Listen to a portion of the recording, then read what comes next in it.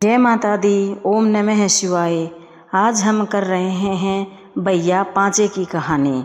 लगते सावन मास या सावन मास के कृष्ण पक्ष की पंचमी को भैया पांचे मनाई जाती है।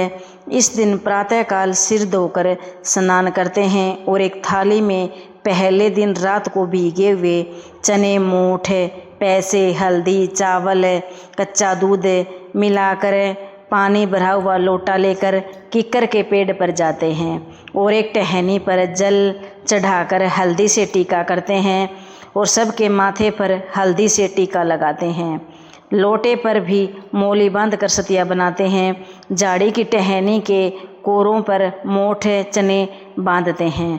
फिर अपनी साड़ी के पल्ले से अपने माथे व किक्कर की टहनी को 7 बार छूकर कहते हैं, झाड़ झड़े मेरा वीर बढ़े।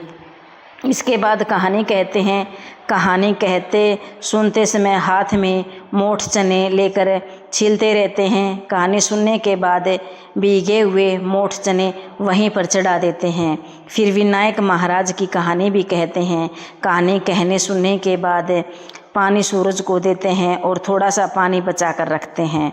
घर के अंदर आने से पहले दरवाजे के दोनों कोरों पर जल डालकर हल्दी से सतिया बनाते हैं। घर आकर एक अलग लोटे में पानी लेकर मोठ चने, फल, मिठाई, रुपया एक थाली में रखकर बयाना निकालते हैं। यह बयाना सास, जेठानी, ननद को पाँव छू कर देते हैं। यह पूजा बिन ब्याही लड़कियां भी करती हैं और छोटी बहनों को बयाना देती हैं। जिन लड़कियों की इसी वर्ष शादी होती है वे पहले वर्ष मायके में ही भैया पांचे की कहानी मनाती हैं और चुनरी ओढ़कर बयाना मिनसकर एक बड़े ढक्कन वाले भगोने में मोठ चने भीगे हुए भरकर उन पर रुपया, फल, मिठाई, साड़ी, ब्लाउज रखकर बयाने से के साथ ससुराल जाकर सास, ननद, जेठानी को पाँव छूकर वह बयाना देती हैं। भैया पांचे की कहानी। एक राजा था, उसके 7 बहू बेटे थे। 6 बहुओं का तो पीहर था, 7वीं बहू का कोई पीहर नहीं था। 6 बहुएं कुएं पर पानी भरने गई तो आपस में बोली कि जल्दी जल्दी पानी भर लो, बाद में धोखे मारने जाना है। कुएं पर कोई एक जनी उन 6 बहुओं से बोली कि तेरी जेठानी क्या कर रही है?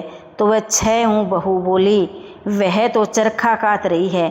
उन्हें क्या मालूम कि भैया पांचे की कहानी क्या है, क्योंकि उनके कोई भाई नहीं है। ये सारी बातें एक सर्प सुन रहा था। सारी बातें सर्प सुनकर उन 6 बहुओं के पीछे पीछे चल पड़ा। घर में आकर सर्प ने आदमी का रूप लेकर 7वीं बहू से कहा, बहन राम राम। वह कहने लगी कि मेरे तो कोई भाई नहीं था, तू भाई कहाँ से आ गया? भाई बोला, बहन तेरी शादी के बाद मेरा जन्म हुआ, इसलिए तू मुझे नहीं जानती। फिर वह अपनी सास से पूछने लगी कि मेरा भाई आया है, क्या करूं? तब सास कहने लगी कि तेल से चूल्हा लीप ले और तेल में ही चावल चढ़ा दे। ऐसा कहने पर न तो चूल्हा सूखा और न ही चावल पके। फिर पड़ोसन से पूछने गई और पड़ोसन के बताने पर चूल्हे से मिट्टी लीप कर पानी में चावल चढ़ाए। दाल चावल बनाकर घी बूरा मिलाकर उसने अपने भाई को जिमाया। जिमने के बाद भाई बोला, बहन मैं तुम्हें घर ले जाने आया हूँ। बहन को साथ लेकर जब भाई जंगल में जाकर बहन से बोला कि अब मैं तुम्हें सर्प बनूंगा और तू डरना नहीं, मेरी पूंछ पकड़कर बाम्बी के अंदर मेरे पीछे पीछे आ जा। बाम्बी में पहुंचने के बाद भाई बहन बोलने लगे, हमारी बहन आई है। भाभी बोली, हमारी ननद आई है। भतीजे बोले, हमारी बुआ आई है। माँ हर रोज़ अपने बच्चों को घंटी बजाकर बुलाती है और उनके आने पर उन्हें दूध पिलाती थी और वह देखती रहती कि एक दिन वह माँ से छोटे बहन भाइयों को दूध पिलाने की जिद करने लगी तो माँ बोली, ले दूध तो पिला ले, परंतु गर्म दूध पर घंटी मत बजाना। उसने गलती से गरम गरम दूध पर घंटी बजा दी, जिसके पीने से किसी की जीभ, किसी की पूँछ और किसी का फन जल गया। तब वह गुस्से से बोले कि इसने हमें जलाया, अब हम इसे खाएंगे। यह सुनकर माँ बोली, इसे गलती हो गई है, मैं इनकी तरफ से माफ़ी मांगती हूँ और इनको छोड़ दो। उनकी भाभी के लड़का हुआ तो भाभी बोली, ननद मांगो, तुम्हें क्या चाहिए। और ननद के मांगने पर भाभी ने अपना 9 लखा हार ननद को दे दिया और कहा कि अगर तुम ये पहनोगी तो हार ही रहेगा, यदि कोई और पहनेगा तो उसके गले में सर्प बन जाएगा। राजा का लड़का उसे लेने आया तो उसने भगवान से प्रार्थना की कि भगवान इस बांबी की जगह महल चौबारे बना दो। जब उन्हें वहाँ रहते रहते 2.5 दिन हो गए तो राजा का लड़का पत्नी को लेकर जाने के लिए बोला। विदा कराते समय उन्होंने बहुत दास दासियाँ, हाथी, घोड़े, धन दौलत देकर विदा किया, परंतु जाते समय राजा का लड़का अपनी धोती भूल गया और रास्ते में आने पर लड़का अपनी पत्नी से बोला कि मैं अपनी धोती वापस लेकर आता हूँ। तब पत्नी बोली कि उन्हें हमें इतना सब कुछ विदाई में दिया है, फिर भी अपनी पुरानी धोती लेने जाओगे तो मेरी भाभियाँ क्या कहेंगी। उसने कहा, ऐसा नहीं होता कि नई मिल जाने पर पुरानी छोड़ देनी चाहिए, और मैं तो अपनी पुरानी धोती ज़रूर ही लेकर आऊँगा।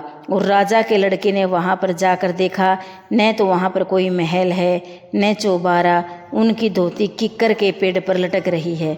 यह देखकर राजा का लड़का पत्नी पर तलवार तान कर खड़ा हो गया कि या तो सब सच बता दे, नहीं तो मैं तुम्हें मारूंगा।